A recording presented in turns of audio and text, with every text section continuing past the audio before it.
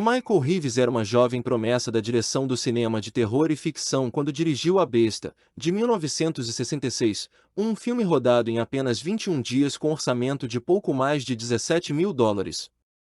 O filme começa em Valbrak, na Transilvânia, com Conde Van Helsing lendo um texto sobre uma narrativa histórica de 200 anos atrás sobre a execução brutal de Vardella, acusada de bruxaria, figura inventada no filme para parecer desumanamente monstruosa.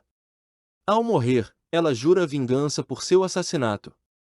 Vardella ganha vida e inicia uma matança contra os descendentes das pessoas que a mataram 200 anos depois. Embora o filme não tivesse muito orçamento, A Besta revela nos 10 primeiros minutos uma característica interessante na direção de filmes de terror, que é a movimentação da câmera e do corte em estilo mais ágil, além de posições de câmeras mais arrojadas. A edição é ágil e o filme passa rápido em pouco mais de 1 hora de duração. O filme tem momentos risíveis como uma perseguição com 2 carros velhos, mas Reeves tinha tanta criatividade que entendia também de direção de arte, marcando algumas cenas com um calhambeque de cor amarelo e uma sequência envolvendo um acidente usando um Fusca preto. O filme abriu a porta para que Reeves dirigisse uma ficção e terror que tem uma ideia interessante para a época, trazendo Boris Karloff para o elenco principal. Reeves não tinha nem 25 anos, quando dirigiu em 1967 esse filme, Sob o Poder da Maldade, que conta a história do Dr. Marcos Montserrat, um praticante de hipnose.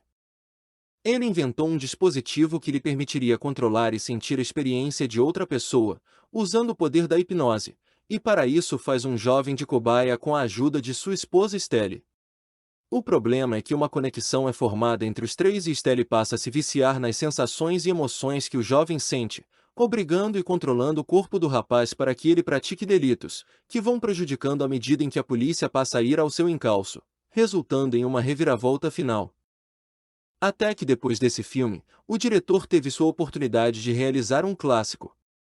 O Caçador de Bruxas, de 1968, que se passa em 1645, durante a Guerra Civil Inglesa, traz o personagem Matthew Hopkins, um oportunista caçador de bruxas, que toma vantagem da desordem social para impor um reinado particular de terror em East Anglia. Ele e o ajudante John Stiarne vão de vilarejo em vilarejo conseguindo confissões forçadas ou forjadas de suspeitos de bruxaria, através de torturas e maus-tratos diversos, e com isso reivindicando pagamentos dos magistrados locais. Chegando em Brandeston, Hopkins e Stiarne imediatamente são levados por alguns moradores à igreja local, sendo o padre dali acusado de praticar rituais satânicos. O sacerdote é barbaramente torturado até que a sobrinha dele, Sarah, ao oferecer favores sexuais a Hopkins, consiga que seja enviado temporariamente ao presídio local, antes de ser executado. Sarah estava noiva do capitão Richard Marshall e quando ele sabe dos crimes de Hopkins e Stiarne contra ela e o tio, jura persegui-los incansavelmente e matá-los assim que os encontrasse. O filme, baseado no livro de mesmo nome de Ronald Bassett, causou polêmica desde os bastidores. O diretor não queria o ator Vincent Price no elenco e os dois viviam em pé de guerra no set de filmagem. Após ver o filme pronto, Vincent Price teria lhe enviado uma carta com 10 páginas elogiando o filme, onde reconhecia que o jovem diretor tinha uma visão para o filme, que era a de deixar o mais real e cruel possível e desafiar Price a fugir do lugar comum que ele estava acostumado a fazer. Muitas cenas de intensa tortura e violência foram consideradas extremamente sádicas para a época, sendo que na década 70 seguinte, o cinema passaria a explorar a mesma crueza, o que fez do diretor e roteirista um visionário. O começo do filme, com uma sequência absurda de enforcamento sem qualquer trilha sonora, daria o tom de muitos filmes do gênero nas décadas seguintes.